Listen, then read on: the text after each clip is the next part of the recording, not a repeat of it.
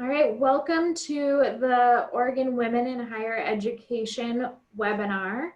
Today, the topic is Practicing Civil Discourse in Uncivil Times with Linda and Debbie from George Fox University.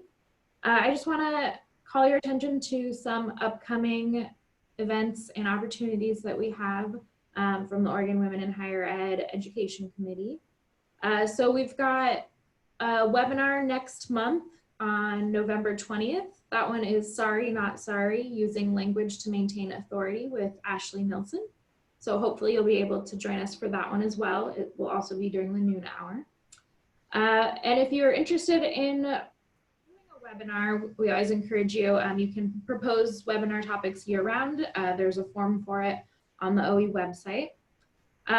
Similarly, we accept people to propose articles that they might want to write for the OE blog.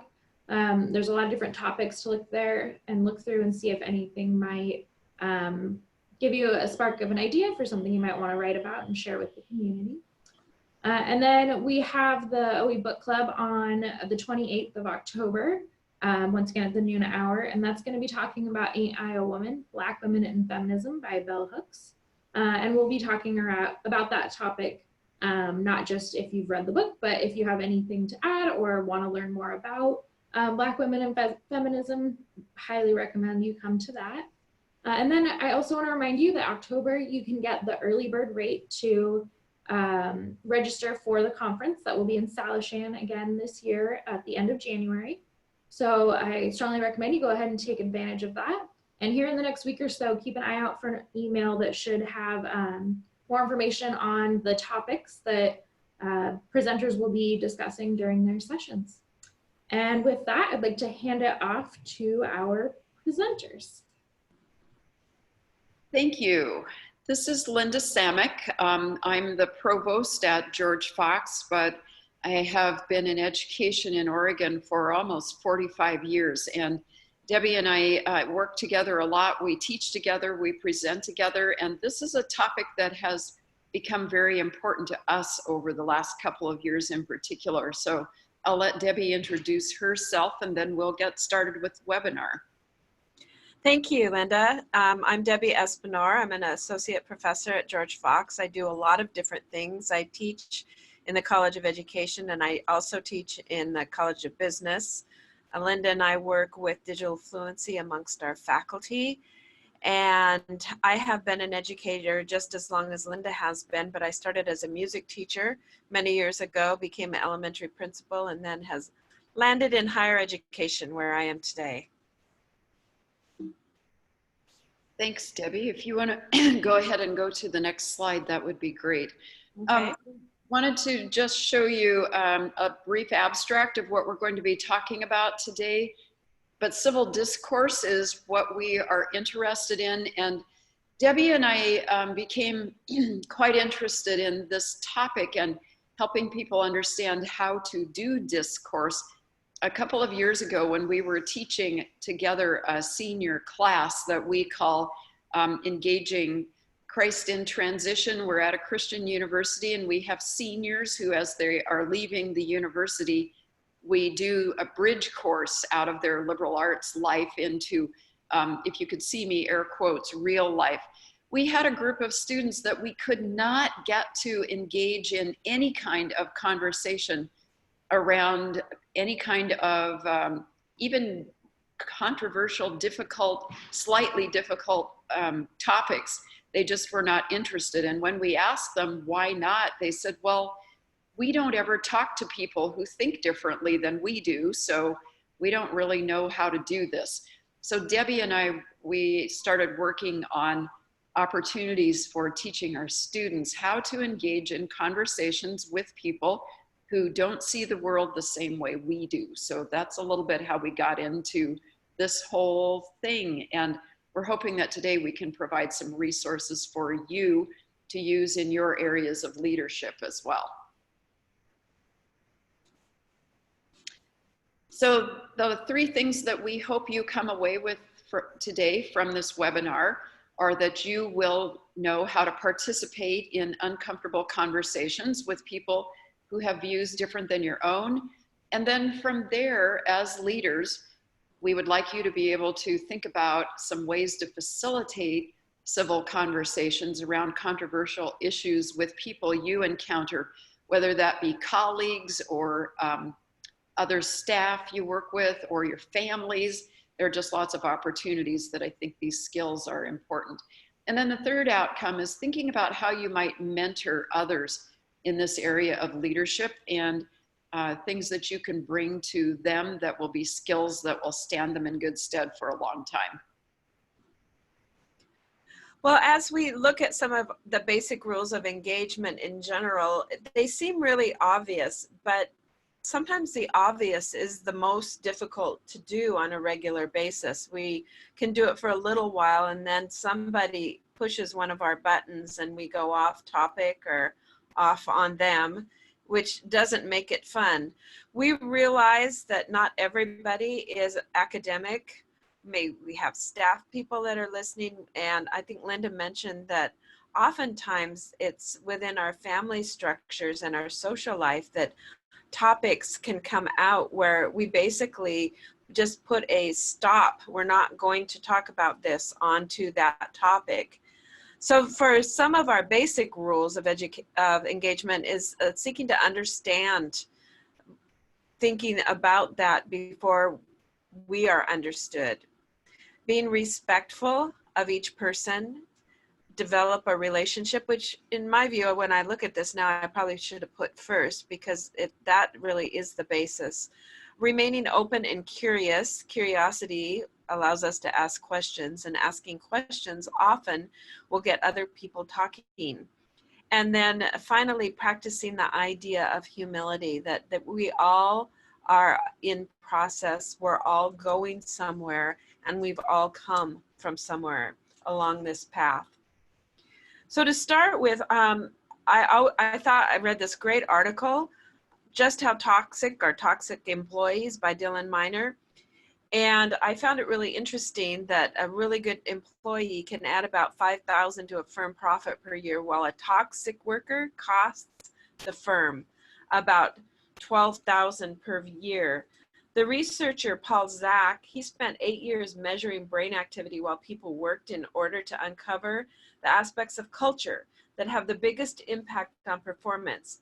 His research revealed organizational trust as a key part of culture that directly influences how willing employees are to go above and beyond their roles. Those of us that work in higher education know that going above and beyond our roles is an often a daily thing. Frictions naturally occur when humans congregate, but at the same time, our brains are built to work in teams. So there's a tension between wanting to be a team member and seeking to avoid conflicts with others by avoiding other humans.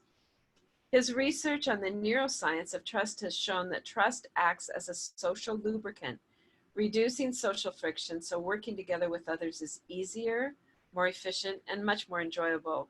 And when people work more effectively together, productivity and innovation levels rise.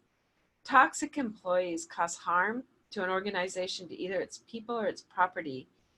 They might steal money, they might commit fraud, they might bully in the workplace, or engage in various forms of harassment. We find that those workers who are selfish or overconfident are much more likely to be toxic. So based on the formula on the slide, the effect of keeping one toxic worker wipes out the gains of 2 superstars and then some. So what can you do? Look for potential predictors of toxicity when hiring. Although greater confidence can predict increased productivity, it also predicts greater likelihood of a person becoming a toxic employee. Find ways to see a person work in teams in the interview process. How they treat others is a good predictor. Immediately address issues that might lead to toxic behavior as soon as they show up in the workplace, especially around the area of bullying. And make sure that your due processes and systems are robust, and follow those procedures when you're working with somebody who is toxic in the workplace. Linda, on to you. Yeah, we thought that we would share just a few scenarios of things that have happened in our workplace, and some of you may have experienced these things as well. So we're just going to lay out a few scenarios, and then we're going to talk about some ways to address those. Several of these involve toxic employees that Debbie was just talking about. So often those uncivil conversations require that leaders step in and deal with that.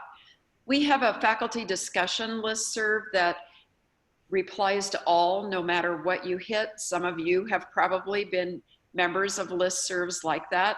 Recently, we had a faculty member who, I'm not sure that she knew that she had replied to everyone. She should, because she's been there for quite a while.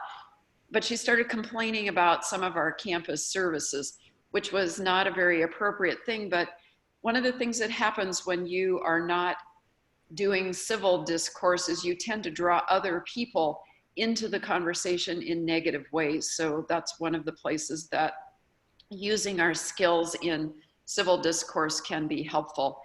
We also have faculty senate that has disagreements at times, and it's been interesting to watch the president of our senate try to facilitate conversation when faculty disagree about really things that are just minutia, but they happen to be on very opposite and very passionate sides of the conversation. So that's another spot where occasionally we see something less than civil conversations. A couple of others, something that's really difficult about email, and one of the reasons that you saw, one of the things that Debbie talked about is developing relationships is a basic and important rule before you have a conversation about a difficult topic. When we do those things in email, we lose all tone, eye contact, body language, all of the things that actually help us have civil conversations. So one of my rules is that I just never, ever have any kind of conversation that can be controversial over email. That really requires an in-the-room conversation. And then just an interesting thing that for me felt not entirely uncivil, but not welcoming. So one piece of civil conversation is that all of the people in the room should feel welcome to participate in the conversation. When I first became provost, I was the only female on the president's cabinet. And the guys were all athletes in their time, and they loved sports, and everything they did was about competition and sports metaphors. I finally just said to them one day, you know, I actually participated in sports as well. I'm fine with competition, but the sports metaphor thing keeps a lot of people out of the conversation. So could we leave that at the door and have more professional conversation? That was over 6 years ago now, and to this day, we still, once in a while we laugh about that, and once in a while we talk about favorite sports teams, but the conversation is not laced with sports metaphors in competition, which makes for a much better conversation. Thank you, Linda. I'm going to just take us down the road of some thoughts on tolerance and anti-bias education. And I want us just to take a moment and think on this. How do you incorporate culture into your own workplace and workspace? What do you do to engage others in workplace arenas that value their lives and what they bring to the table? And then how can you bridge social issues and differences within your workplace? Because the whole purpose of a webinar like this is to really take it home into our own space. And not knowing all of your different spaces, we're generalizing. And so you guys will have to bring that down into your own space. And so let's start with good conversations in general. You know, conversation is a social construct, and it serves as a building block in the creation and maintenance of relationships. It also serves as a gateway, which, if navigated successfully, can lead you to information or results that you want. On the surface, conversation is just a simple dialogue of thoughts and ideas, but underneath, it carries rich opportunities to build and strengthen bonds and uncover new information and present information of our own. When we talk to strangers or professional colleagues, you don't have a lot of breathing room in terms of topics and conversation patterns. You might tell a friend about a new book you're planning on releasing, but if you do that to a total stranger, they might just think you're trying to sell it to them. Skilled conversationalists are able to direct any conversation, even an innocuous, hey, what's up, to a place they want it to go. So we really want to assume good intentions and approach all people as partners who want the best for others. And we want to invite others to share knowledge about their lives, interests, hopes, and struggles. We want to invite others to share information about their family cultures and traditions, even in the workplace. We want to recognize and respect difference in family structures.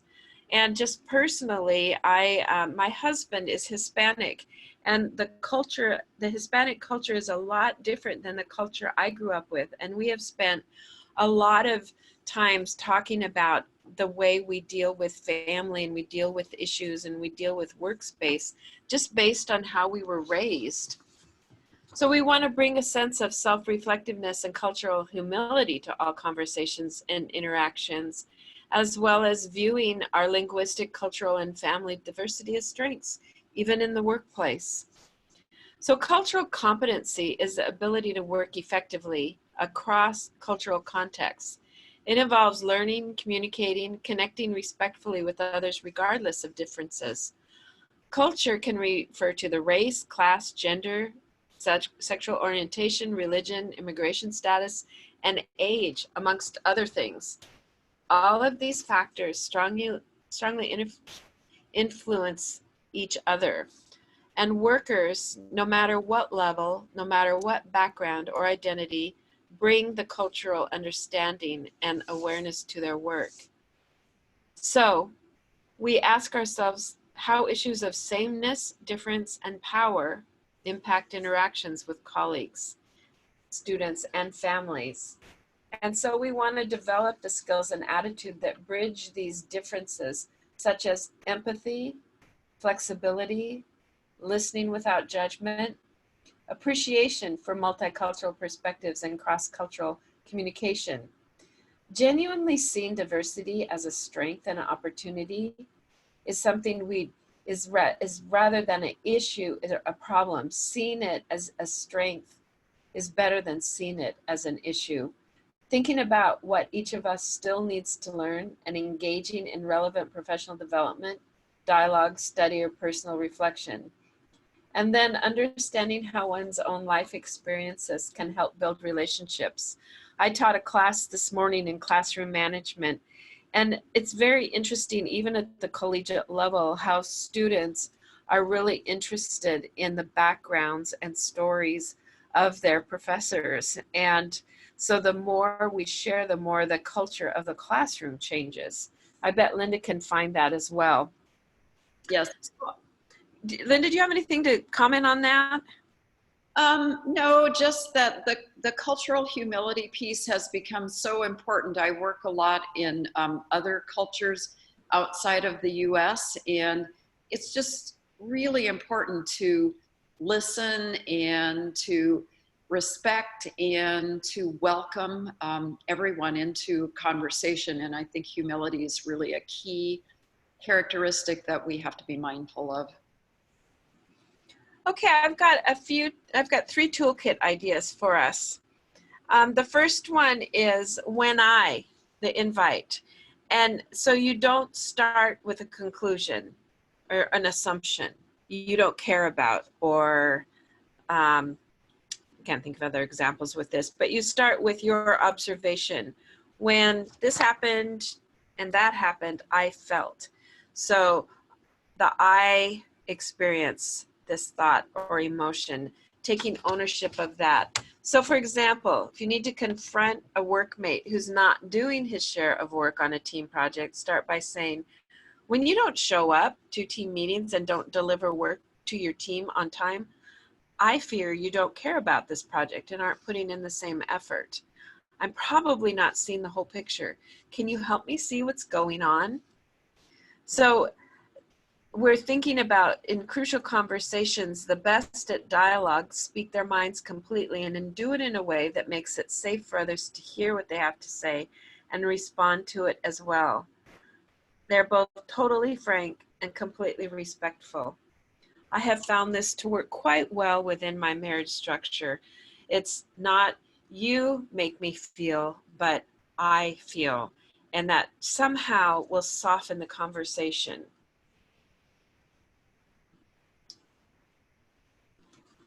The next slide, toolkit number 2, is finding common ground. So if we are finding that there's a shared goal and you both have a reason for talking about it, you make sure that your partner doesn't see you as an enemy and that resistance starts from that point. So a conversation isn't going well. Remind them that we both want to enjoy working together. And this is the argument that is not helping. Let's see if we can come up with a creative solution. If a conversation with your spouse isn't going well, pause and say, why are we fighting? We both love and want what's best for us. Let's work together to find a solution that works for both of us. But if you're having an argument with a client, remind them we both want a long, profitable arrangement and relationship. Let's see if we can find a win-win solution here. So you focus less on yourselves and more on the actual topic. And last toolkit idea is priming the pump. To start a pump, you often need to prime it by pouring water on it to get it up to the proper speed. You can do this with a conversation by offering good faith guess to what your conversation partner is thinking. It can be simple as saying, are you thinking? And then voice the concerns that they might have. To make good faith guess, you must form 2 beliefs. That number 1, the person you're talking to is reasonable, rational, and decent. And 2, that you're primarily responsible for the problem behind the conversation. Based on these 2 beliefs, any attempt to guess what someone is thinking will come across with a dose of goodwill and humility, both which get a conversation back to our productive dialogue. Okay, Linda, you want to talk about, let's see, I got this one. The more you engage in productive dialogue, the greater chance you'll find agreement. The more likely you'll work together to resolve the problem at the heart of any crucial conversation. Right. I think that's something that we need to think about here in particular, is that we all come to the table with a lot of assumptions about the people across the table or the person sitting next to us. And those assumptions are not always visible to us even. It's really important that when we know that we're going to be engaging in a difficult conversation, that we have done some reflecting and some personal work around what is it that I am coming to the table holding inside myself that are going to provide a foundation or a focus for the perspective that I will find myself taking in this conversation. And I think that you find that as you acknowledge those things and you try to put them on the table rather than holding them off to the side or under the table and making them visible, you're going to be better at creating conversation, building relationships, and resolving problems that are at the heart of difficult dialogue that you might be having. There's a wonderful book by Bob Keegan and Lisa Leahy called Immunity to Change. In that, they talk a lot about what are some of the things that you have inside of you that keep you from listening well to others, from thinking about options for problems you need to solve, or for having difficult conversations. And most of those come out of self-preservation and fear. So the more you practice dialogue, and particularly practicing with people who think differently than you do, likely the better you're going to be able to be at having a variety of really difficult conversations with others. Okay, Linda, I'm going to stop sharing my screen so that you can get into some of our models. Not yet, Debby. Not yet? Okay. I just want to say before you do that, we're actually going to show you 3 different websites that we have found that have been helpful. And they are all different models of civil discourse. And this quote that you're seeing on your screen right now, just to wrap up the final thing that I was saying, everyone comes from a different life experience and has witnessed, researched, or considered things that you haven't. So it's pretty important that you think about being prepared and understanding that you're going to be engaging with people from a variety of different places. So now, Debbie, if you want to stop sharing. Okay, well, I'll start with this. You're gonna start with our conversation safari. So I'm gonna stop sharing and you can take over now. Okay. So this is one of the models that Debbie and I have used over time that I found really interesting. And I love their, you'll see their logo here. This is Conversation Safari. And you see the lion and the lamb in the window here, thinking about going on an adventure with two people or more who have very, very, very different takes on life. Uh-oh, just bumped to something I didn't want to go to here. Okay. So this is what a conversation safari is. You actually intentionally bring together people who have opposing viewpoints. And you have a topic that you're going to explore. And as you saw in our basic understandings earlier, everybody has to agree to come with a spirit of curiosity instead of with judgment. So you're there to learn of what the people who have a different viewpoint than you do are thinking about a particular issue. So you have the conversations, you leave, you think about how you heard the conversation, and then you do some self-reflection, and then you come back together and you share what you've learned from each other, and you're always moving toward understanding. So you're never, as you saw earlier too, as Debbie was talking about, this is not about making people understand your point of view. It's about understanding their point of view. So that's what the safari has to do with. A second one that I particularly have found really interesting is called Living Room Conversations. This one I particularly enjoy because it talks about developing relationships and bringing people into your home, really. Often they recommend that you have food and that you are really working at developing relationships with other people. But sometimes developing your own topic or thinking about something you are deeply engaged in currently is difficult. And if you want to practice something like this, you can actually join a conversation that is happening with other people around the world. And so they've got a whole list of resources that are available. You can learn the method and then you can practice it with your friends, or you can join other kinds of conversations. So here's what it looks like. You've got hosts with different viewpoints. And then I just wanted to share with you the conversation agreements. And I think we have this on a slide a little bit later as well, but I'll just pop it in here. Some of these you've already seen.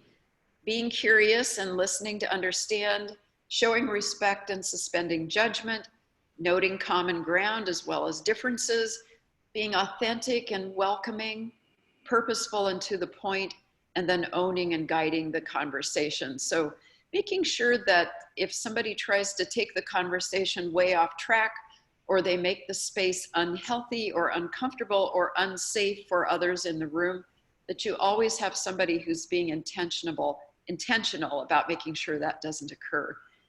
The third, go ahead. I just wanted to say about the person that dominates. Just because you and I are teaching a class now where we have a student who, no matter what question we ask, is always the first to raise their hand and the first to comment on that. And we have tried to figure out different ways of being able to handle that within the classroom, because sometimes it's the way that the class is set up. So even in a meeting, it might be the way the seating is set up. In rows may not be as great as just in a big square or small teams. Yes. And so before you go on, I was just thinking about that last one. Yes, that's really important.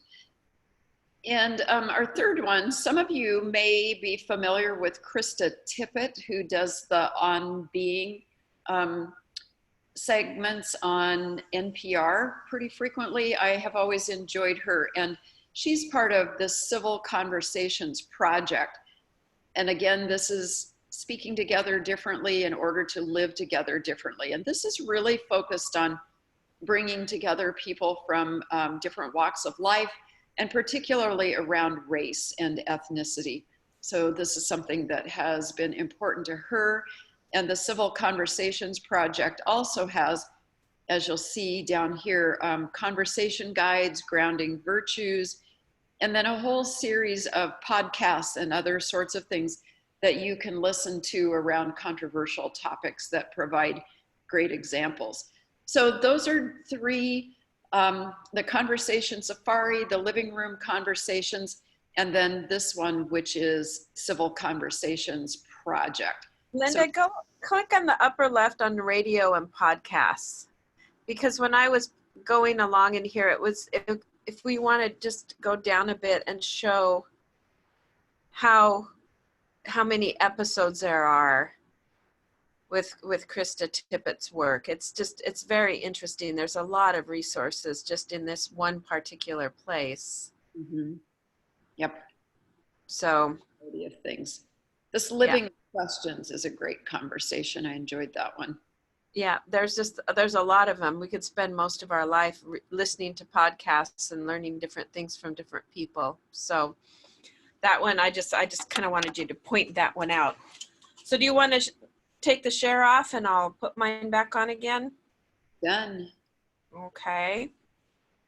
And I'm going to get us back into where we were with Conversation Safaris and Living Room Conversations. And I believe that you will be able to download our PowerPoint, and you'll notice that the links are all embedded. So you'll be able to go to any of these sites that you found interesting. Yes. I have a poem. I thought I put it in this slide, but I didn't. So I'm going to read it to you anyway. And then I think in the PowerPoint that we send off to our host, she'll be able to post it. David White is one of my favorite poets. I have heard him speak, and one of the classes that Linda and I teach, a lot of the readings come in poetry format for our students.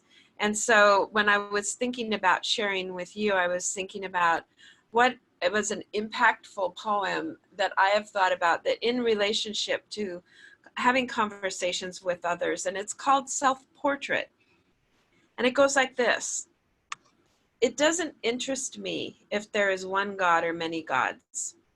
I want to know if you belong or feel abandoned, if you can know despair or see it in others. I want to know if you are prepared to live in the world with its hard need to change you. If you can look back with firm eyes saying, this is where I stand. I want to know if you know how to melt into that fierce heat of living, falling forward toward the center of your longing. I want to know if you are willing to live day by day with the consequences of love and the bitter, unwanted passion of your sure defeat. I have heard in that fierce embrace, even the gods speak of God. For me, it's that sense of empathy that we develop when we seek to understand other people. And then another thing, I am always reading 2 or 3 or 4 books, and Linda is the same. We're kind of ridiculous when it comes to that. But one of the books I'm reading now is called Reader Come Home, and The Reading Brain in a Digital World by Marianne Wolfe.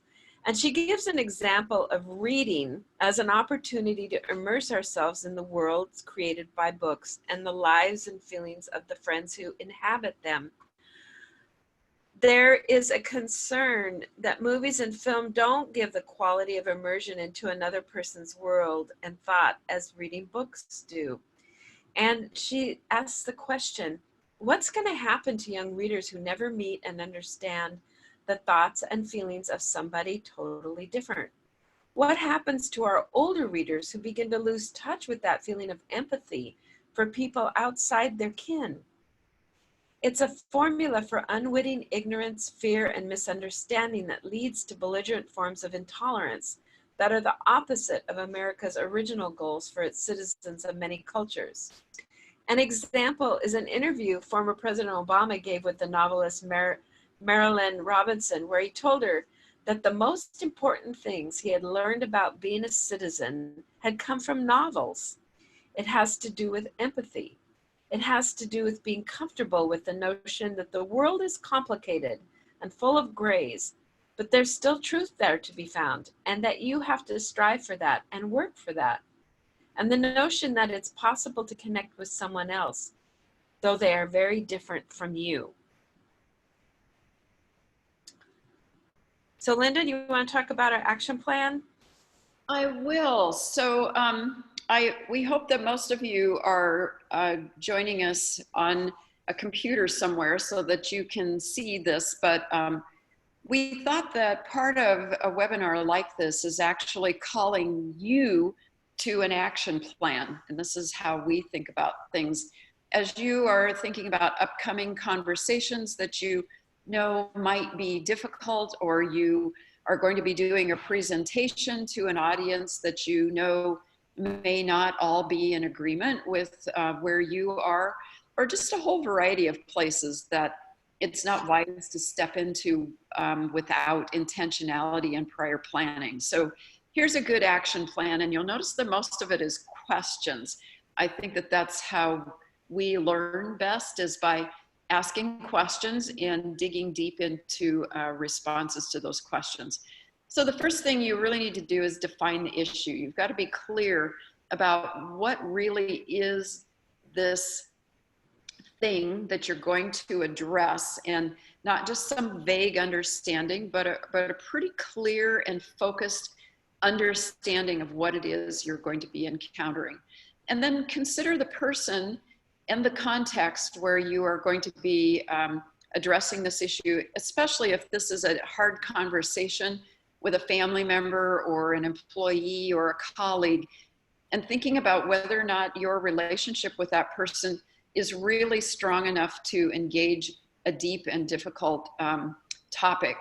If you determine that it's not, and that it's not time to have that conversation, you probably need to back up and do some more on the relationship building side, because the last thing you want to do is to say things in a conversation that shut the person down and preclude any opportunity for ongoing conversation. So that's a really important one. And then thinking about rules of engagement, we've talked about several in this presentation. It's sometimes important when you are with even one other person, but particularly in a group, to think about what the rules of engagement will be. Is there a signal for when it's someone else's turn to speak? Is there an order to the speakers? Is there a time limit to how long you can talk? Is there a rule that you don't say things that are disrespectful about another person? So just thinking about what the rules of engagement are going to be. And then might you want to use one of these conversation models that we've looked at today? And there are a number of others out there. Probably some of you have other things that you have encountered that have worked well for you. What questions do you need to ask? And this is, what do you need to ask yourself before you go into the conversation? And then are there some really critical and important questions that you're going to ask in the conversation to help other people think about the important ideas? It's always, almost always, better to ask a question than to make a statement. To ask someone to think about how they're feeling, what they know, what their goals are, a whole variety of things like that that can advance the conversation and keep everyone at the table. And then finally, knowing in advance what your goal is for resolution. If this is somebody that you have a broken relationship with, do you want to restore the relationship? Is this somebody that you need to work with? Do you just want to return to a point where you can collaborate or cooperate alongside each other in a professional manner. Is this a topic where at some point in time you are really hoping to bring other people to your point of view?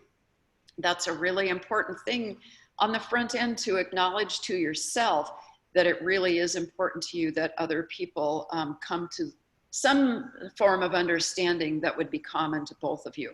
So being clear about what your goal is important before you even start the conversation.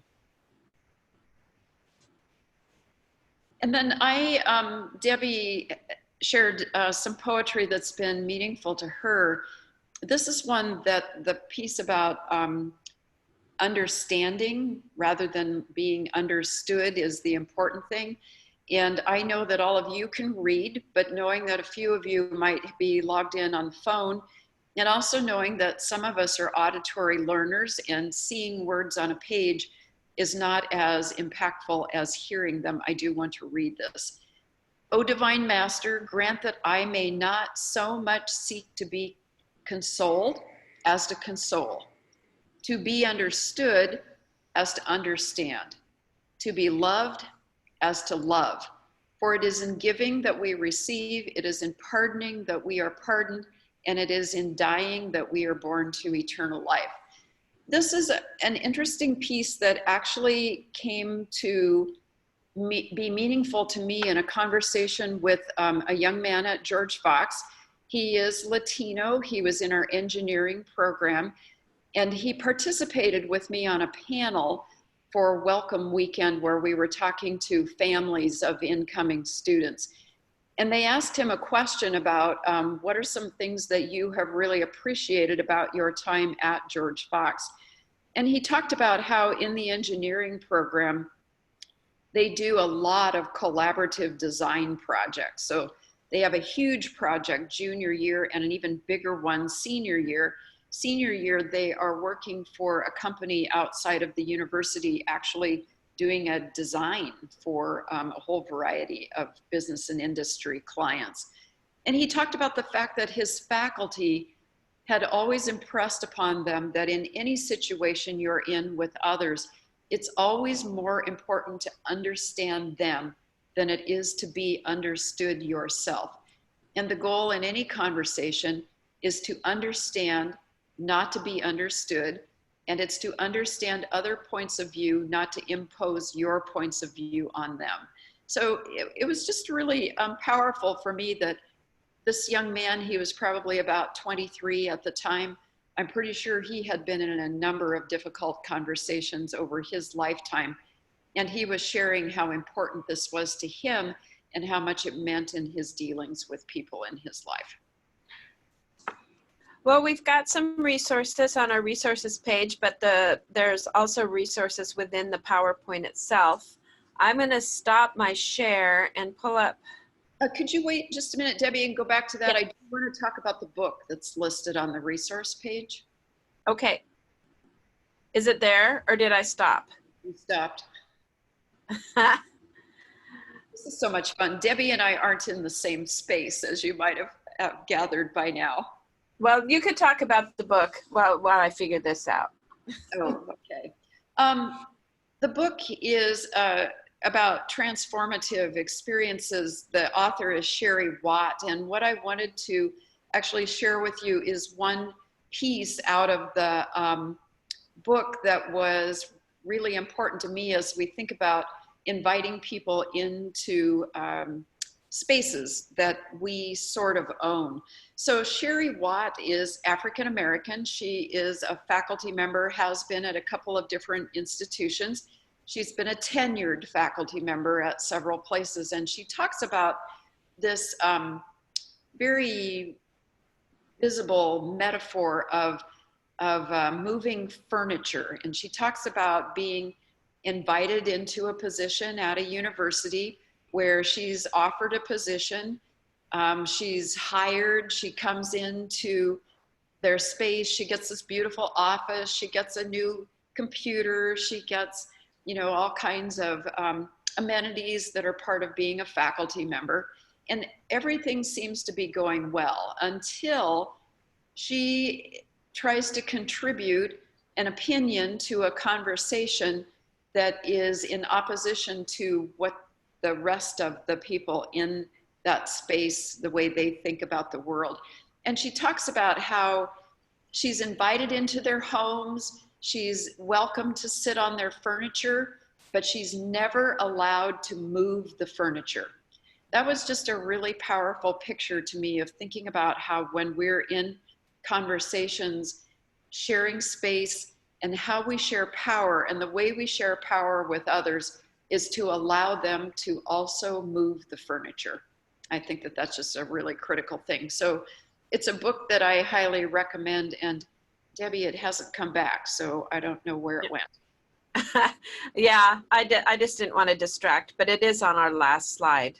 Yeah. So I was gonna see if our host wanted to see if there was any questions or comments that other people's stories that people might have.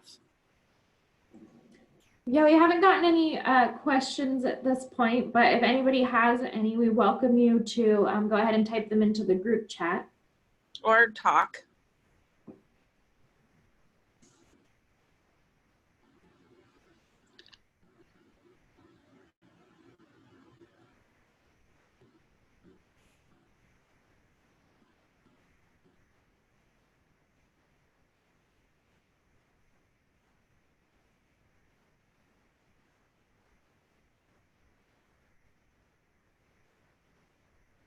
Maybe we don't necessarily need questions. We might need some stories.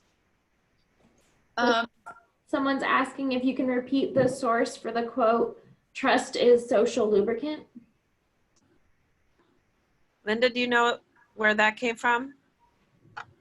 Oh, was it on one of the websites? Oh, probably. Would it have been in the Conversation Safari? Maybe. Or Debbie, you were talking about trust as well. Yeah. Could you tell us who actually said that? Oh, Debbie, toxic workers. Yeah. Under the toxic workers. Yeah. So that, yeah, the Paul Zach is the person that said that. So when we talked about that. So yeah. That Paul Zach. Let me type it in.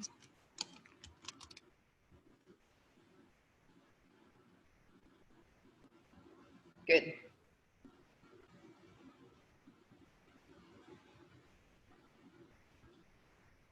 Any other thoughts from anybody out there?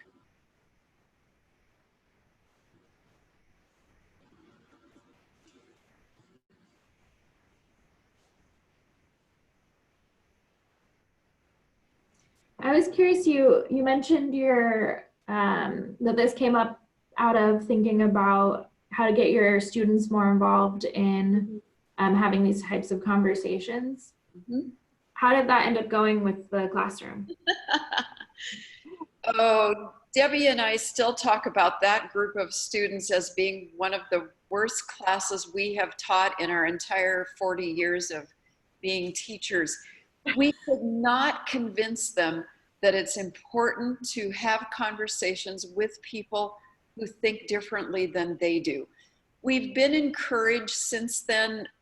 Every other class we've taught, students have been willing to wade into difficult topics, and we share some of these skills and rules of engagement and other kinds of things. But that group, they were just cranky. I don't know what the problem was. We had 2 toxic students. That's what I would say is where it really started, is that, and they intimidated and made it difficult for the rest of the class to feel comfortable to share their own experiences for whatever reason. And no matter which direction or what tool we had used, it was very difficult. One-on-one, our toxic students were really quite pleasant. In the classroom, they were dismissive of any of the readings, any of the topics. Their worldview was narrow. We worry to this day about how they're doing in the workplace.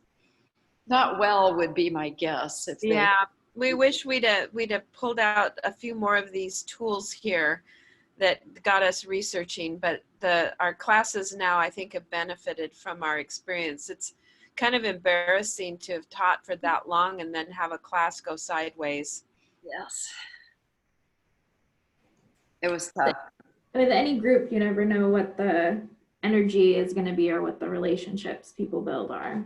Sure. It was interesting that a number of the other students in the class would stay after class and talk with us about all kinds of topics. So I think it was, as Debbie said, those two students really dominated the culture of the classroom. And Debbie and I we never found the key, I guess, to breaking into that. Well, thank you. I don't think we have any more questions, but this has been really helpful and useful to think in both our personal lives, our professional lives with coworkers, as well as with our students. So thank you very much. Yeah. Yes, you're welcome. Thanks everybody for coming. Yes. And then look out for an email from me. We will have a recorded version of this webinar. And then, as I mentioned, we'll provide the resources that were in the PowerPoint as well. So thank you, everyone. Have a great day. Thank you.